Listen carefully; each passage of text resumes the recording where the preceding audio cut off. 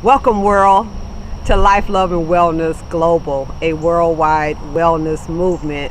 I am Reverend Sandy Rogers, and as the creator of this historic event, it is my pleasure to welcome you. We come together to bring you this historic event. We have practitioners, holistic practitioners. We have medical doctors, we have spiritual individuals. This event is so lovingly dedicated to my mother, Mrs. Barbara Dean Brown. And my mother taught me like 40 plus years ago about the importance and the meaning behind herbs. And she would always say, we don't know what they putting in those pills, so you better not, get hooked on prescription drugs. And so we listened to Mom, but not all of us paid attention. My sister, bless her heart, was diagnosed recently thereafter with asthma, and she was prescribed prednisone, which is a very powerful steroid. And my sister actually got hooked on steroids, like someone out on the street kind of hooked, like on heroin or crack or something like that.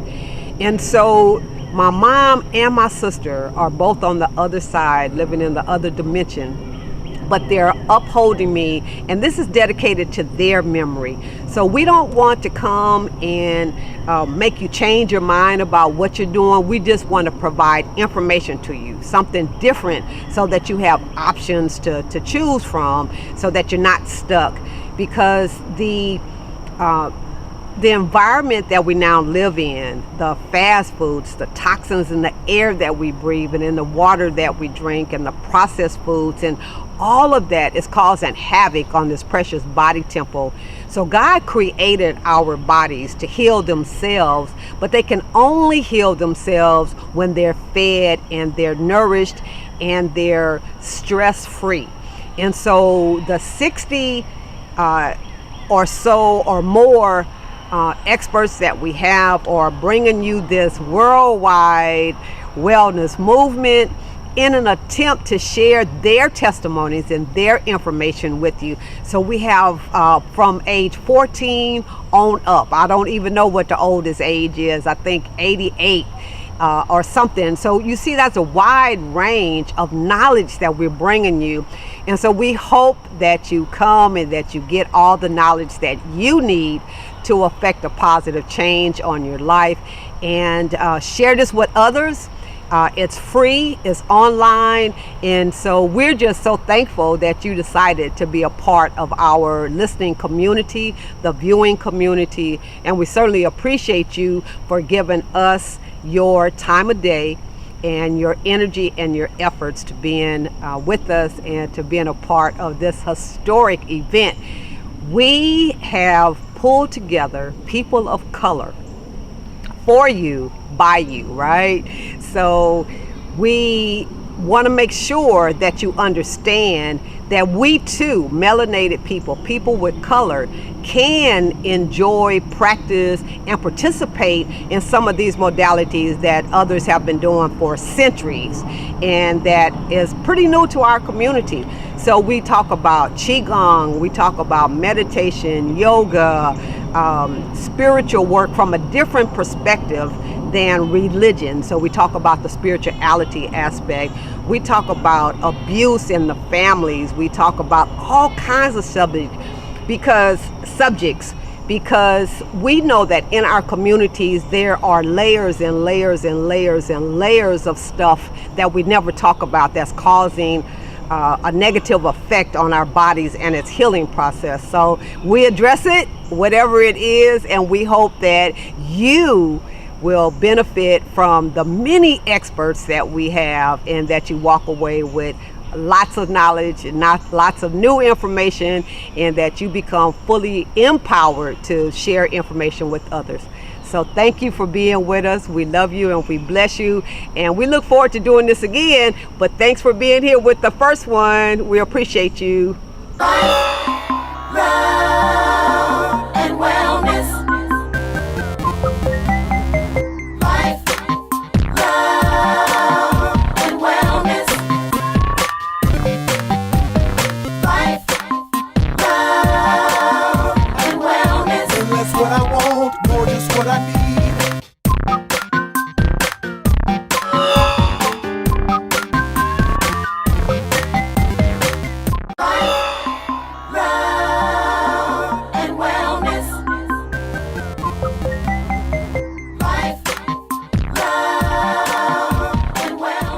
Jon Jackson from Comfort Farms, Executive Director of Stag Vets, and we created Comfort Farms to help veterans out. And Sandy is wanting some of these delicious collard greens that we have. We have a bed of collards. These guys are great because all we have to do is pick from the outside and they continue to grow. And everything is grown here organically. We pay attention to the actual micronutrients in the soil. And these guys have done really, really great. So I hope you enjoy them. What do you plan on doing with them, Sandy? Well, some I'm going to use in a smoothie, and some I'll use as a wrap, in a wrap. Good, nice. Yeah, nice. Yeah. Beautiful. They look delicious, though. Yeah, just absolutely beautiful. Yeah, these are great. So what made you start Stag? You say Stag Farm? Yeah, Stag Vets. Stag Vets. Yeah. Comfort Farms. Yeah, I started this farm to help vets like myself. You know, I'm a 100% disabled vet, and just looking for something to do to kind of occupy my time, kind of keep my mind off of war, and or just help work through the issues that I had because of war. You know, and the VA didn't have much things going on for me for veterans like myself, so I decided that I would just create my own nonprofit, and my vision was to use farming as a way for us to kind of work back into the system of things, and it's been really, really great, and so that's kind of where this all developed from. Because you went the traditional route originally, right? As far as dealing with post-traumatic stress syndrome? Yeah, and they gave me so many pills. A lot of that, I developed type 2 diabetes because of just being on so many different drugs that just inhibited my testosterone. You know, I went from doing a lot of things, being a very active guy, to just sitting on a couch, and I just thought the VA was trying to kill me, and so I decided that I would just go ahead and take my life back, take my health back by doing something that's completely natural, you know. And there's nothing better than actual, you know, farming and being out here in the dirt, working every day, seeing your progress, you know, your labor. It's like you plant something, you fight Mother Nature, she wins most of the time. But you know, it's like, it's one of those things that you get these small victories, and you got small victories. Yes, yes, that's beautiful. Let's go get you some dino kill. Yes. Yeah, one of our main things that we're looking to do, Sandy, is rural America, and particularly rural Georgia, is suffering a lot. You know, the economic situation might be great in the cities, in the big cities, but down here in the country, it's not. And I see a way where there can be a symbiotic relationship between our cities and rural Georgia, where we can grow the food that a lot of our city folks need to eat. If you think about how many pounds or tons of food comes that, let's say, Atlanta eats, right? How many tons of corn, tomatoes, beans do they go through every single day? How much of that is coming from Georgia? If only a quarter of that came from Georgia, it'd probably be a huge, significant impact on our rural communities. And so, as a nonprofit, veteran ran, I'm looking to kind of create that system and the infrastructure where we can help our small farmers and family farms, in particularly, give the people what they want, which is access to more local, sustainably raised foods. So you're helping the vets by providing them an outlet to work through some of the issues that they've had while they were in service. Yes. And you're also helping the general public by providing real food to them, which I call God's groceries. Yes. Right? Yes. And two, it's like, because vets, we never want to stop serving. I mean, you think about it, we go to war so we could serve our country. When we come back home, we don't want war to define our service. We want to continue to serve. And so I think that's the biggest problem that many vets have, is that they don't have an outlet to serve. And what better way to do that than to raise good food, right? Yeah. So, Helping other people. yeah, helping other people, and that's it. And our children, like I grew up, no dig on my mom or dad, but I grew up in a time where processed food and cheap commodity food was the law of the land, right? And so we didn't grow up like our grandparents eating, raw milk and eating like healthy fats and eating pork that was like unbelievably nutritious for you. We grew up with all this commodity stuff that really has a bad impact on you. And so my generation is going to see a significant increase in heart disease, obesity, and things like that. You look at a lot of these World War II vets, they're up in their 90s. They're slim and trim. Why? Because they started off eating farm food, like just all those type of things. Not like us, And so, and that's the thing. I really want to get that back. I want my children to experience, what I didn't. So that's where I'm at. Yeah, I made a comment earlier about your daughter. Like, what a wonderful opportunity for a child to grow up watching this food grow from out of the ground. Because, I really think a lot of our children don't even understand that it comes from out of the ground. Right, absolutely, absolutely. How do you like this? Is this good enough for you? Yes, that's okay. beautiful. All right. Thank you. Good stuff. Cool. So here's your basket. Look at my basket, you guys. Yay. So this is the first day of their our market. Farmers market. And we can go out here. It's getting a little hot. Yeah, it's hot in here. That's why I decided to do on-farm farmers market. So that way I want to get people connected to their food. Yeah. When you go in a grocery store, it's nice, but you're not associated with the farmer. That's right. You don't know where it comes from. You don't know them personally. Yeah. When did we start getting to this place? I mean, food is a communal thing. It's like we that's what brings stubborn men and women to the table. And it's just like to go in a place where you don't have any interaction with anybody, and it's just this process. Some people laugh at us across the world. They're like, what do you mean, you guys? You like going to the supermarket and all that kind of stuff. How come you don't grow your food? So, I mean, that's the society that we're in. But if we could do our part by helping people get connected to their food, to their farmer, know where their food coming from, and be educators and ambassadors, it's all really about policy making right now, because, the amount of farmers, we're losing the amount of farmers in the next 10 years, right? So, like, our kids, we need to be teaching them about farming, about agriculture, because they're going to be the policy makers and shifters. If they're not there to advocate for small family farms and things like that, we're going to lose it. And a lot of these folks are, like a lot of these family farms that are moving, they're getting older and they're selling the farm. Their children aren't taking over the farm, so they're being bought up by corporate farms. And America don't even know it. In the next 10 years, you're going to have a large swath of American heartland owned by corporate farms, big corporate organizations, many of them foreign, growing food here. And we're going to wake up one day and be like, what happened to family farms? Got the bees going on over there? Yeah, we got a good... I took a good movie of them as he was checking them. Oh, did you? Yeah, Good deal. All right.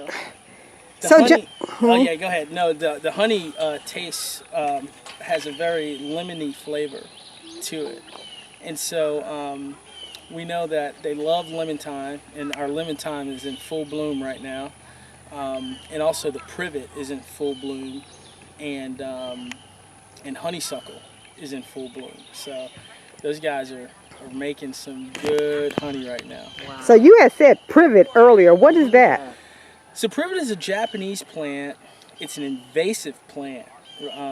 They brought it over because it makes nice, beautiful hedgerows and things like that. But we hate privet. Like Americans typically hate privet. When I used to hunt, I noticed that all the deer, all the hogs and everything would eat privet. And for some reason, you watch an animal eat, you're like, okay, there must be some nutritional value there. So I did research, and privet is a really good source of food for wildlife and stuff. So it grows out here. The bees love privet. It's high nectar producing plant. Great for pollen because they need that pollen to help their brood, and then they also need to make nectar as well for honey, so that way it sustains them as well. So, but yeah, the hogs are great because what I like to do is I'll put animals out into a field and kind of see what they like to eat more of than others. Like they'll pass through some things and this, that, and the other thing. And hogs almost have like a taste palate like a human in a sense too, you know. So one day I put them in my okra patch, and I figured they'll eat all my okra pods.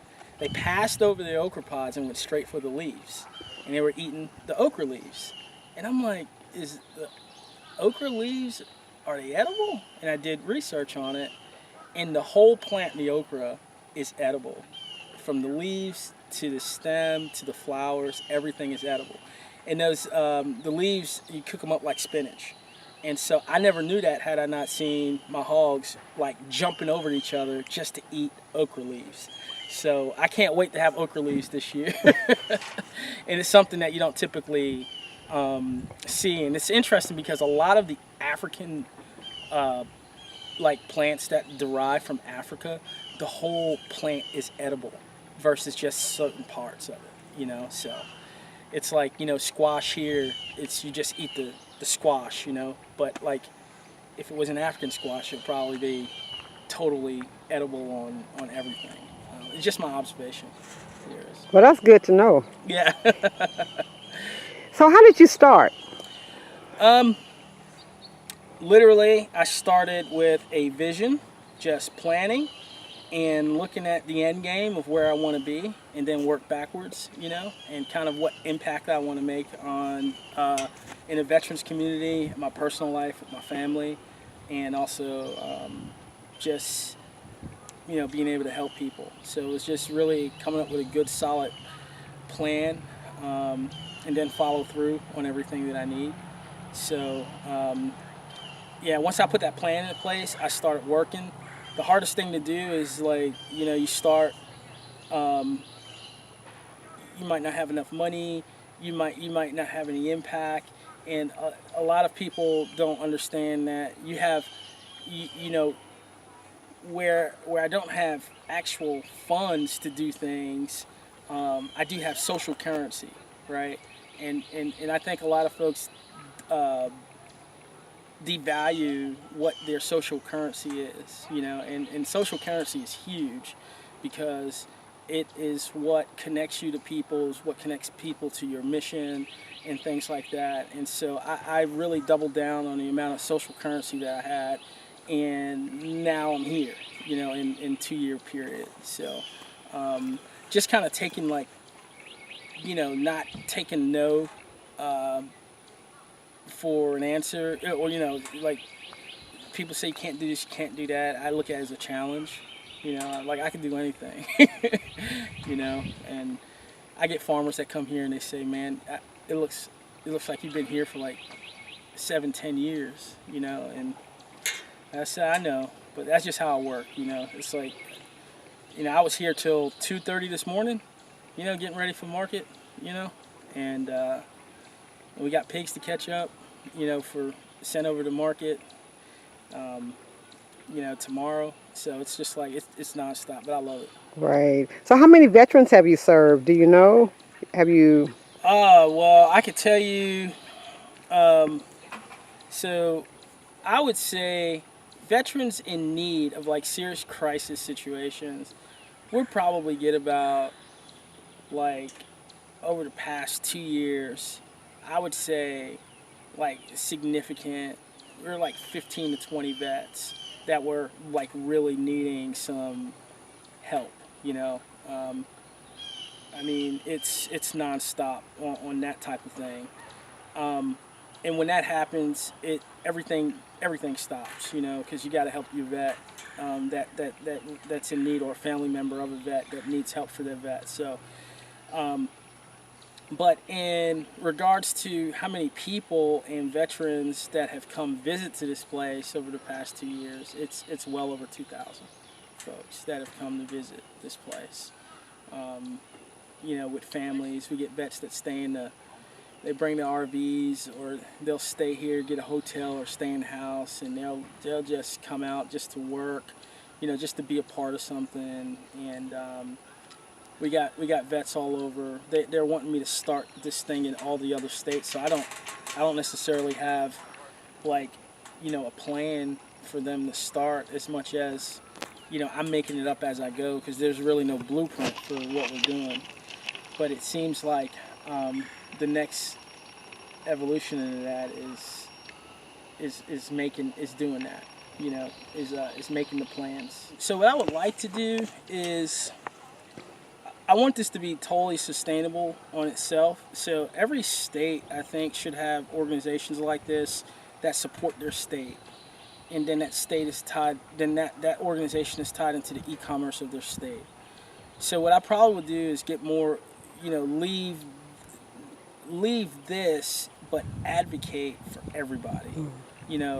Kind of do more consulting and making sure that things are done the right way.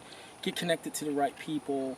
I really see myself getting more advocacy for small communities. So, like I said, the next step from here is, after we finish setting this place up in places like this around Georgia, to do it full scale, because I think I have the ability and the know-how to kind of connect all those dots, in a really impactful way. And tell us, how did you come up with the name Comfort Farm? Oh, so my ranger buddy, his name was Captain Kale Comfort. He died on May 8th, 2010, which is 3 days from now, right? Kyle Comfort died.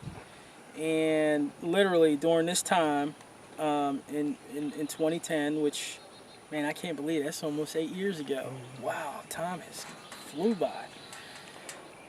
But yeah, 8 years ago, we were in Afghanistan and working on a big mission.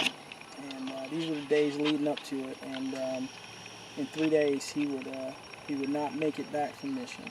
So I had no idea that I would name the farm after him or anything, but I just knew once I got out that I needed to do something for the greater good and to help my community out, remember my brothers, and so I love Kyle. Kyle's a good dude, and I just said, let me, why don't I do something in honor of Kyle? And I already had the farm concept. I didn't know what to name it, and then I was just thinking, Comfort Farms. Like, wow, and as soon as I said that, it was just like, oh man, that's beautiful, because a lot of people think we're using comfort as a way for healing, which is true, but there's Kyle was just, it's about Kyle too, about Kyle, his family, his daughter that is growing up right now, and his family, his mom, his widow, and all the folks who love and respect him. So that's what this place is about. It's about giving back, and keeping the memory alive. I think that's a beautiful tribute to your friendship. Absolutely. Yeah. And it keeps us honest too. You don't want to bring dishonor on your buddy who sacrificed so much to the world. He paid the ultimate sacrifice, right? Yes. So you wake up every morning. I wake up every morning and I think about, how do I honor my brother? How do I honor the community, my family? How do I keep everybody? It's just that constant thing. And so when I get people that have different ideas about stuff that aren't mission focused and what I'm here about, then it's just kind of, I'm quick to cut their feet from right under them, because I don't, you're in a whole nother situation. I do this, I'm 100% volunteer to this thing, and I totally believe in transparency, making sure that, our donors and our sponsors see everything that we do. And this place, how it is a result of community support, from the grassroots level. It's so peaceful out here. Yeah. You just feel it. So Comfort is a very appropriate name as far as I am concerned. It's beautiful. Yes. It's beautiful. Yeah. No, it is. You're absolutely right. It's a peaceful place. Um, Good energy on this place. It's set up just right. We did good by this place by just kind of respecting the natural lay of the land and not being too invasive on what it is, and we have a good time out here. Yeah. It's a good time out here. How large is your property? It's 25 acres, so and we're only farming on 5 acres right now. So, and we're going to expand our hog pens to do 2 3-acre plots. So that way my hogs they spend a year in each of those plots and they just rotate. And so by the time they get back to that first plot, it's like in year 3. That way we can go ahead, once we move them out of there, we'll go ahead, thin some trees, we'll plant some more fruit trees, plant some more nut trees, and then we'll time a harvest on our pigs during the crop drop, a heavy crop drop that they have, and that way they can finish up on figs and plums and persimmon and sawtooth oak and things like that. So makes for a delicious hog.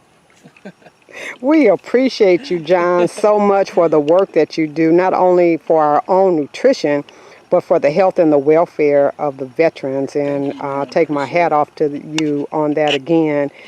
The webinar is about various areas of wellness. Yeah. Is there anything in closing that you would like to leave with the worldwide audience?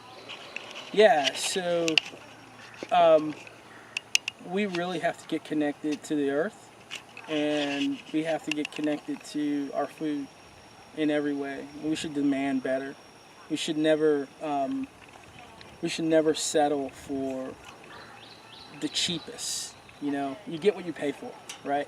So, and I know a lot in our community, we're very cost conscious on food, but we're not cost conscious on material things like cars and jewelry and clothes.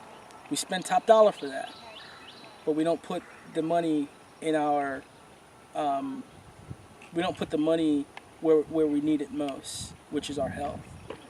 And so, a lot of folks, they talk about the gentrification of black spaces, where they've become white spaces now, and you have a lot of white people moving into these places for farmers markets, and people complain about, the food's too expensive and it's not for us. And so one of the things that I try to focus on is, I look at other things, like I go to the barbershop in a lot of these areas that complain, and they charge more for a haircut than they do where I'm at in the city, right? The liquor stores are not coming down on prices for Ciroc or Hennessy. They're paying full price for those type of things. So it's not so much as, it's not as I say it, an issue of, white or black. It's where our value system is. What do we value most? If we value food, if we value our health more than we value material things, then we'll take the shift. And that's what we should be striving for. We should be striving to change the shift from things that are not going to make us healthy to things that will make us healthy. And we need to be enforcing that in our children. And so that's my health thing for the day, especially for my community, which I love so much, because I want to see more farms, more urban farms in urban communities and in rural communities that our folks have access to more so than the other things that's killing us, So, and if I have any part in doing that, which we will, we're going to be opening up comfort farms to socially disadvantaged children, kids without fathers, and also Gold Star children from the military whose parents who've lost a parent in war. We're going to open up our farm to these kids to have them show and compete in 4-H.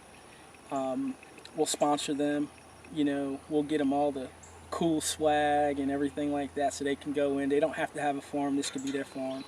And our vets will make sure that they got everything that they need, because that's how you plant the seed for the next generation. Mm-hmm. Get them started young. They may never do anything with it. These kids are going to go off to college. They're going to move off to a big city. But then when there are policies that need to be placed for agriculture and for our food system, those kids will be connected to it, and they're going to be the ones that's going to keep this thing around, you know, whether I'm here or not. So that's my piece. Well, thank you. We appreciate you taking time from the farmers market today, and we've had so much fun out here. And I've got my veggies, and I'm excited. And the piglets are right behind you, and they're doing what they do over there. So yeah, in the water. Love it, love it. So thank you, John. We appreciate you. Thank you. I appreciate it. Okay. Guys. What we have here is a farm. And vets who come to this farm think they are here to farm. They're not here to farm. They're here to work on life skills. And one of the things that as veterans that we lose, especially if you've been in heavy combat like I have, is emotions. You become detached, you become numb, you lose intimacy with your wife, with your kids, and things like that.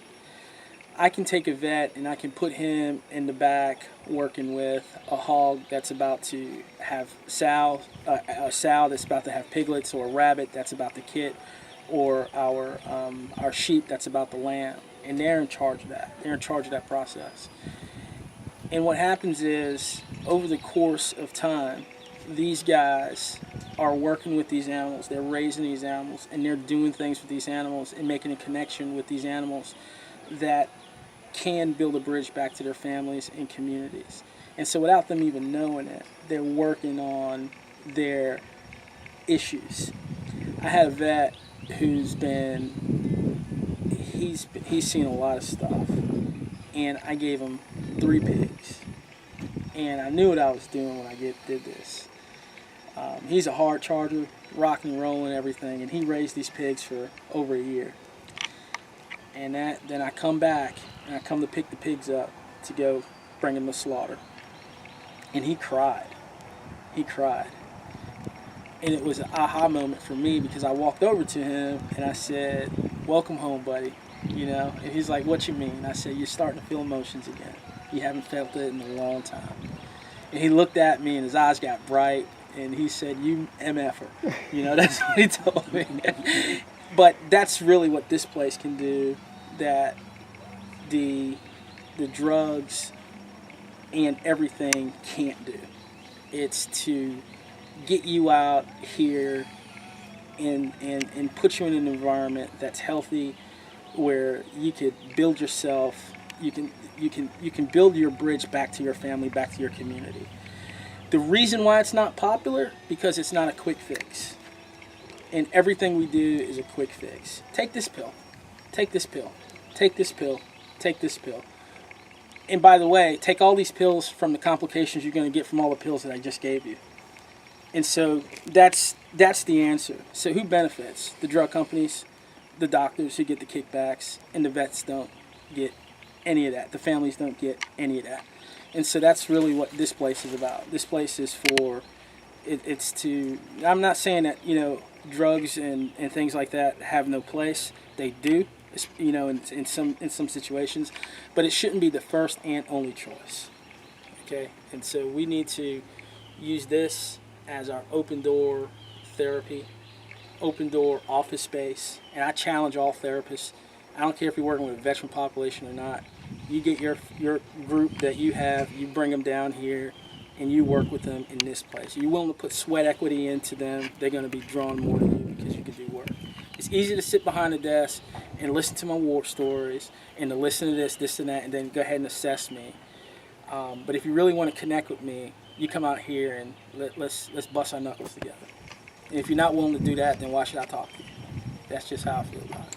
And where is this place? Comfort Farms. Where in Georgia? Milledgeville, Georgia.